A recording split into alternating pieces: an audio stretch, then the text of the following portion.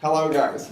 Hello. Hi. Congratulations on the show, because I love the fact that it's a different approach. It's kind of a new topic that we don't see on TV a lot. We see weddings fleetingly.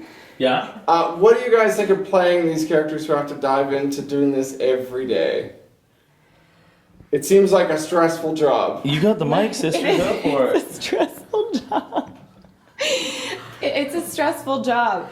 I think it's a stressful job. I think it is too. I mean, we're actors pretending to have stressful jobs. There's a lot of planning, and there's a lot of In the wedding planners, there's a lot of planning. what? Wow. I know, I'm mind blown. This is Michael. Please. I feel like you want to talk. No, you just want me to talk. Wow, we're ruining this interview. We have a great. This is very familiar. This is familiar. We're just Yeah. It feels like a family. talk.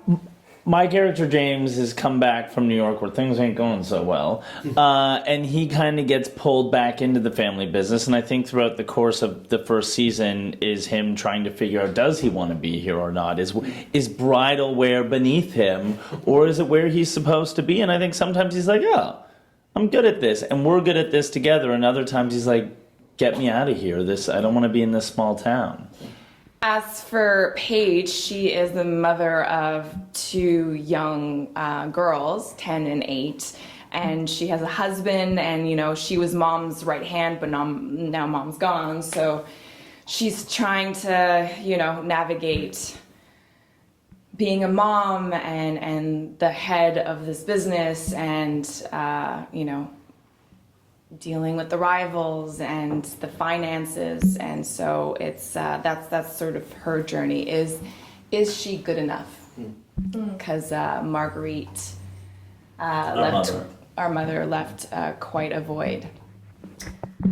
Yeah, and I think Hannah, the youngest sibling, myself, she hasn't gone to New York and hasn't, doesn't have a family. So she's just got back from this whirlwind solo backpacking trip, trying to kind of find herself and explore a little bit.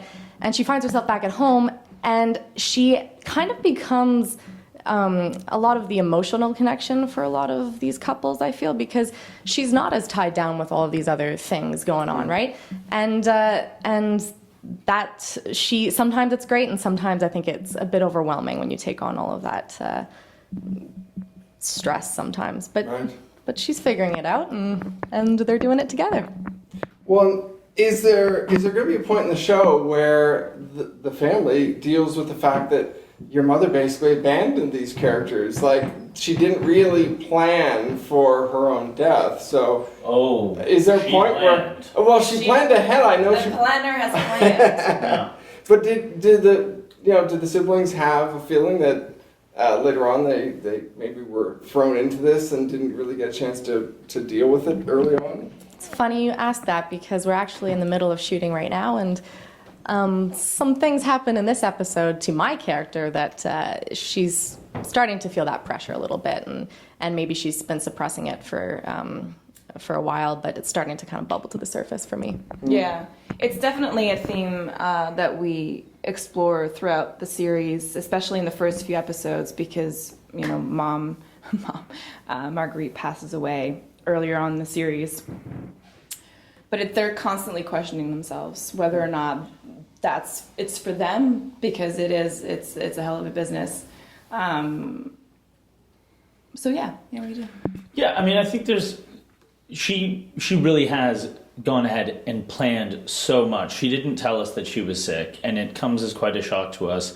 And she's planned so many things, from setting up all these weddings to leave us with something not only to do, but to bond us together, as well as things in our personal life. She's left sort of guidance for us. And I think part of the conflict for us in the show was that the right call? I think she thought this was the best way to do that, and I think part of the struggle we have is she made that decision for us. Mm-hmm. And I think there's a lot of good in what she's done, but then there's also maybe in some ways hasn't let us make decisions for ourselves, and now we have to start making those decisions. Well said. Thanks. Last quick thing, I understand there is an animal wedding. This is something I'm really looking forward to seeing. Oh no, I'm 'Cause get I've in so never much heard of this trouble. before. Well, apparently it's a thing. Apparently it's a thing. I wasn't there. I was there, and it was hard to keep a straight face. I have no idea how it's going to turn out, but I officiated a dog wedding. It's fantastic. Well, that's a spoiler that you officiate it. Oh shoot! There's some other spoilers. Am I in Seater. trouble? There's some other spoilers. It's not a that- spoiler. No. Some other surprises, I should say. That Okay, the I'm gonna audience will. no more. Will see. Here's what I'll say about the dog wedding I wasn't there for. I wasn't there for that part of the shoot. There was reshoots that had to happen, and I really enjoyed seeing, they tried to do, because it was a scramble for a thing, so they were like, well, what if we put it on a green screen?